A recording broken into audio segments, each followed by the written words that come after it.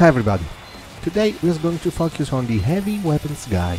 As you'll see soon, the class is pretty straightforward, it's not rocket science. Thus, in my opinion, it's a perfect class for MvM beginners. It's part of the meta, and you'll hardly be vote-kicked as a heavy if you follow this guide. Despite many think otherwise, I don't think that it's a mandatory class by any means. Here is upsides and downsides. First Pro is the most damaging class while unupgraded. That's why expert tools often go with multi-heavy setup, because cash is scarce there. Thus, 2-3 heavies can be enough to pass first waves. Someone may even go entirely unupgraded to switch soon after to a better class. Another pro is that it's kind of low skill ceiling, you barely aim and deal damage. And your higher HP can forgive you your mistakes mostly. Another upside is that you can decide whether you must go damage first or resistance first, and both are perfectly viable options.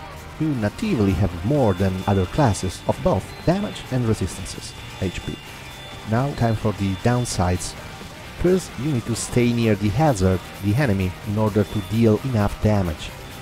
Just a couple meters off and you won't do any real damage. You can't snipe as a heavy.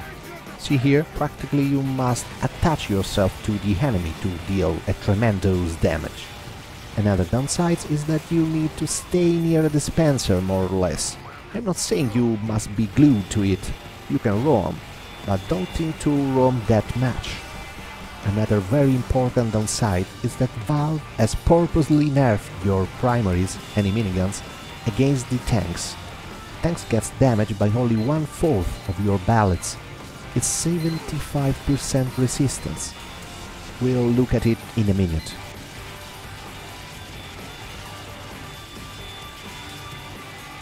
Now, let's see how stock minigun works on a tank. I have upgraded the ammo and maximized firing speed. Let's see how much damage I can do in 10 seconds. I'm using the HUD Combat Text Batching 1 console command to see the sum up of my bullets damage on a single target. This command applies perfectly to flamethrowers as well.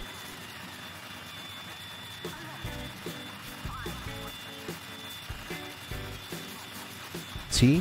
In 10 seconds, if I'm not mistaken, that's roughly 2000 damage. That's 200 DPS, and that's nothing for a maximized firing speed weapon.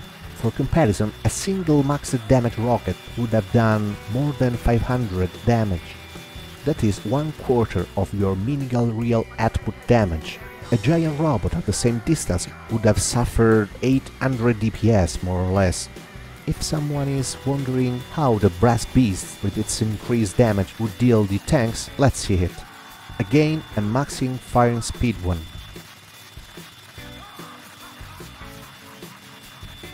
This time I can count 2250 damage. That's 225 DPS, even less than the 20% more that Brass Beast would expect to have.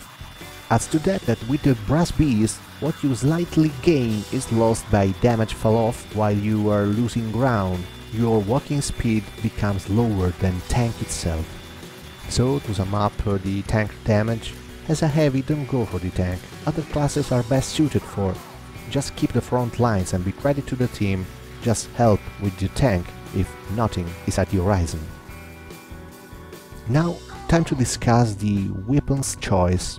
Heavy class is pretty much limited to the use of the primary only, so we won't need a deep weapon discussion as other classes. And about the primaries, the viable options are barely two.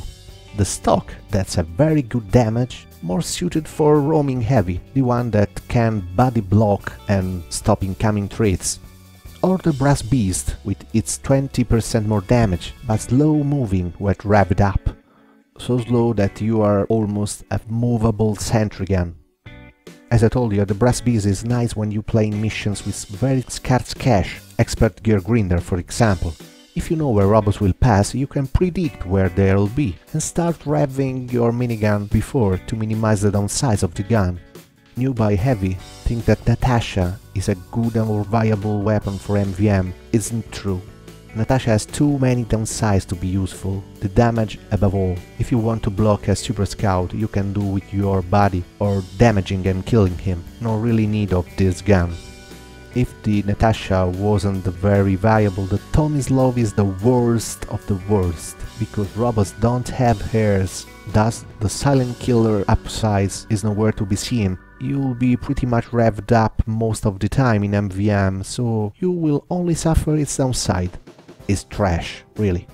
Believe me, just avoid those two and you are good. So, what about a Yolong heater? Can you live with its steep ammo consumption? The Ring of Fire is totally useless anyway, because spies will suicide, but kill you in any case. They don't have fear of your fire, so I think its upsides can't balance its downsides. After having spoken of the primaries, just few seconds about the secondaries. I recommend the sandwich, because you can save your life and above all the life of your teammates, the medic for example. The shotgun will be hardly used because you use your minigun that you put all your upgrades into. So just as an emergency weapon, I don't see really the point of using it. The rest is useless in MvM, believe me. About the melee, nothing can beat the gloves of running urgently. Let's suppose you die, you can get the front line faster by using them and save you not wasting cash in stupid buybacks for example. Literally the only two other choices can be the Holiday Punch just for lulling. I've made some nice video about taunting giants with the Holiday Punch. It's a very limited use, but it's funny. And then the Fist of Steel are just passable, because they can defend you by ranged attack, but they are not the gloves of running urgently. Rest is useless. To sum up the weapon choice, equip stock minigun, or the skins of course, or brass beast if cash is low in your tour, equip the sandwich, and the GRU, and you are good to go.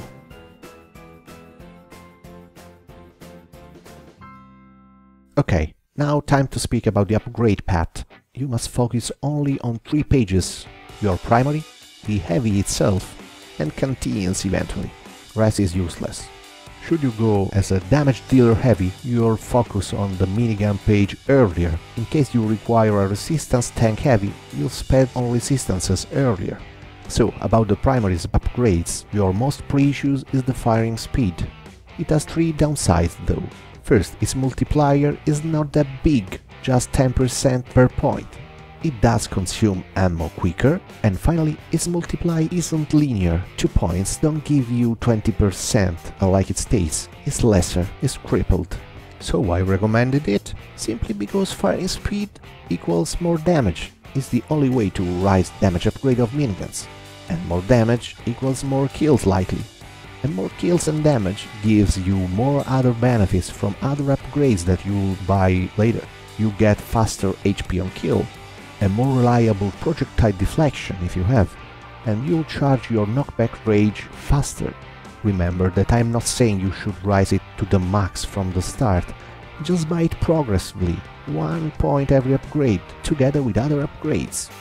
Now the second most precious upgrade, but if you go damage heavy or resistance heavy, you can live without a medic because of it, because it can over-heal, contrary to the milk for example. Rising to the max hit depends if you are going tank resistance or damage heavy, or if you have a good medic in the team or not of course, then can save up your money. Now time to discuss the penetration and projectile deflection.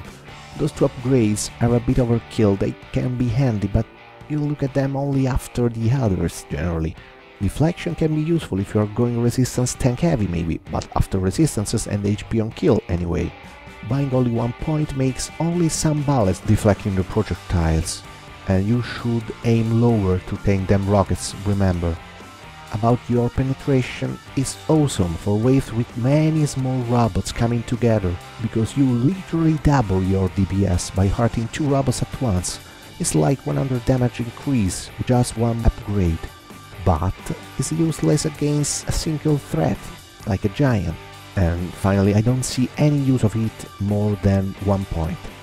Literally less important than the others is the knockback rage. It can be fun, but it shouldn't be your primary upgrade, because it has a huge downside. When you activate it, only 3/4 of your bullets will damage. It's like your enemies gets a 25% resistance toward your gun.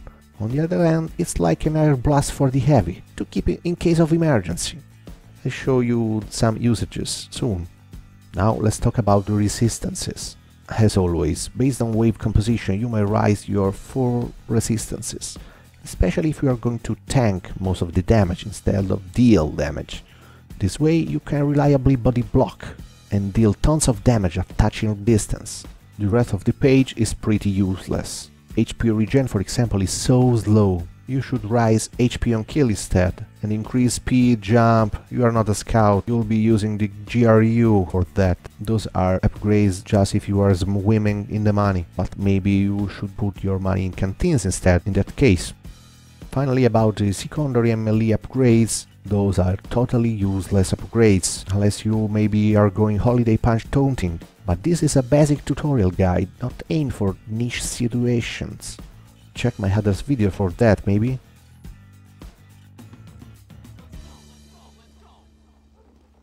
Everybody ready? Now let's discuss some tips during actual gameplay.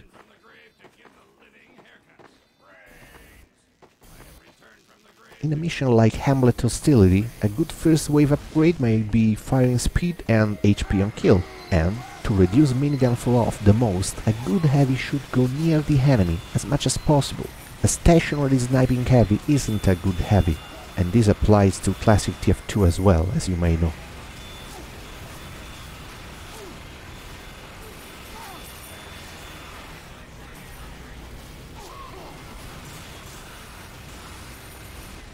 Cthulhu, you didn't save me. Why?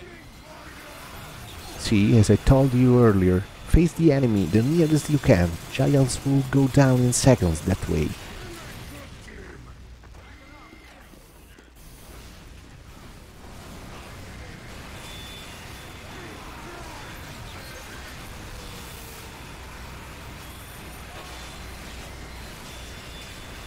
Now, an extremely important thing. It may decide if you are being vote-kicked or not as a heavy. You shall attack your enemies only if they have not Uber medics around.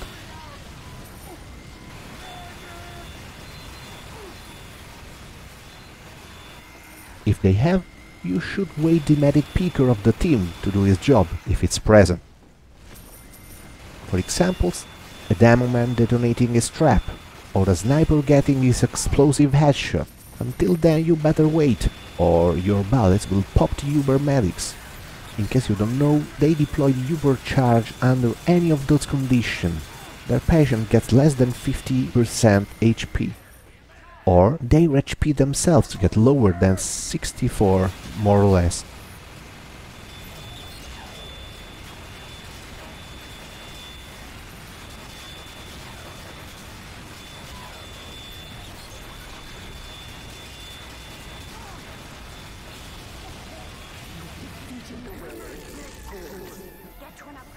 See, let's approach the enemy, don't stay afar.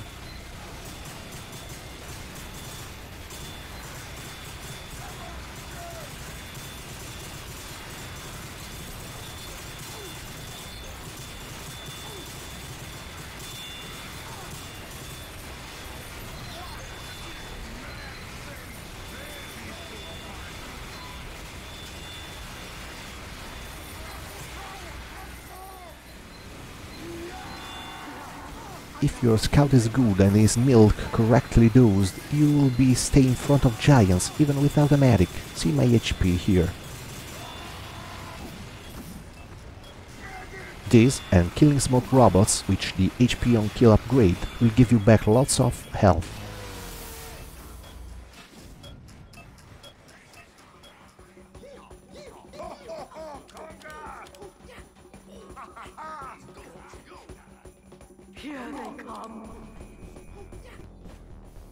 the next wave you can rising the previous upgrades and put some resistance that doesn't hurt.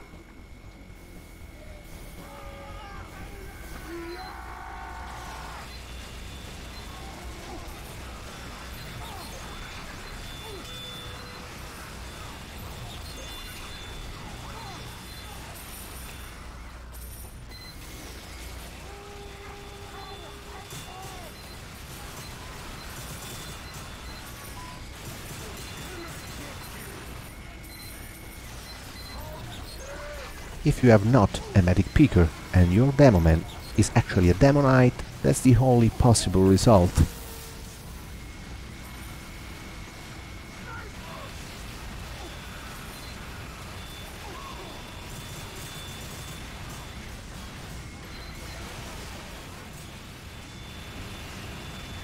See how it's important to body block the faster threats?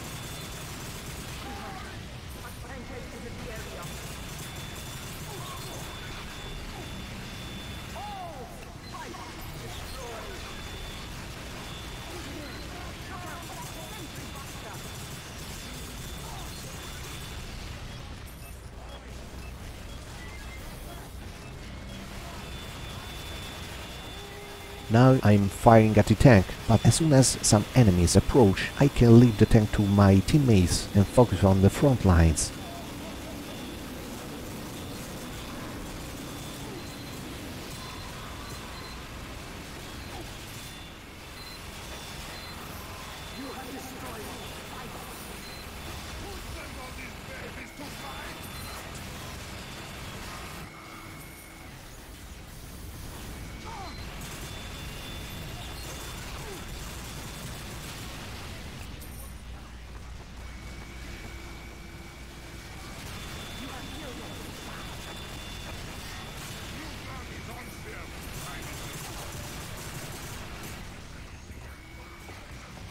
Once the Uber of the medic is deployed, you gotta get the medic first. No healing, no more. Same applies to the giant medics, of course.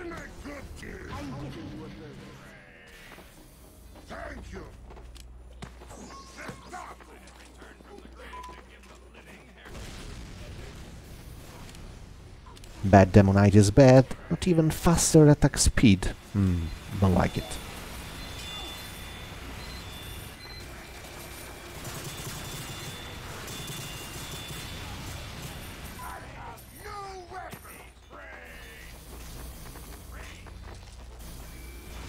Despite this being a basic guide, I hope you already know the best way to revving up your gun is while jumping.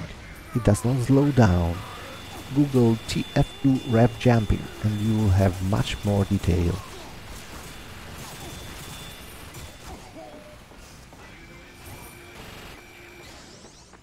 Thank you.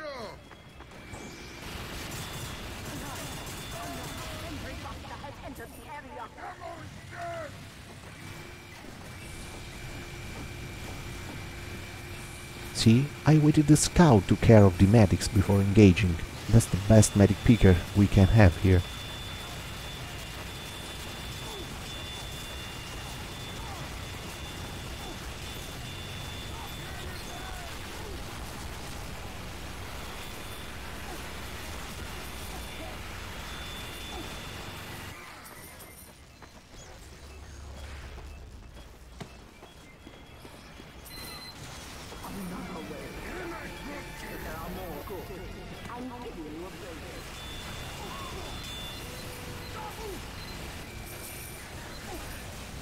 See how useful can be a sandwich, other than helping your teammates, of course.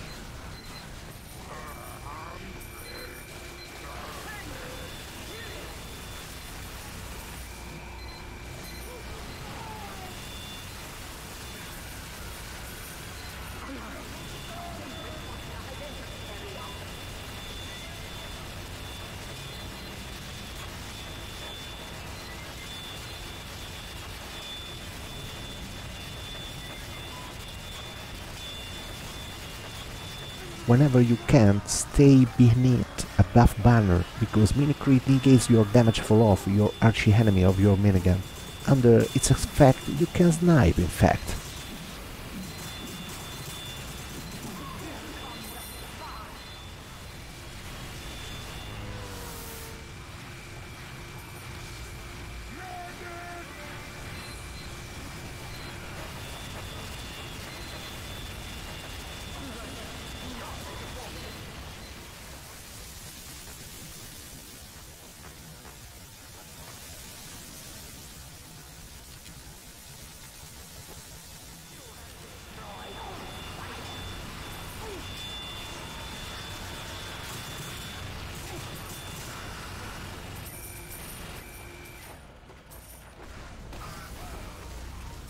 Now I'm ranking some knockback rage to use it with the final boss and have some laugh.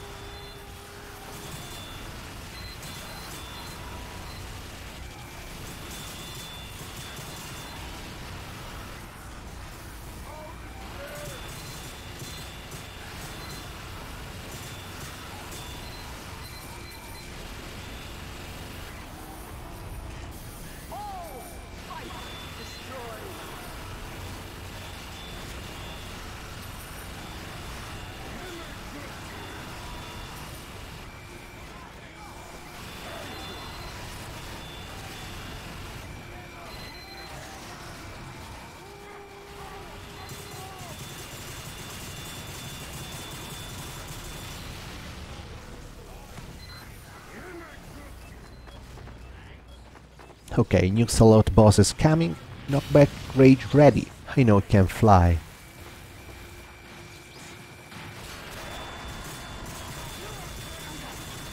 And don't forget that they suffer full damage. If you rage a robot not touching the ground, like jumping, that's the results. Interesting, yeah?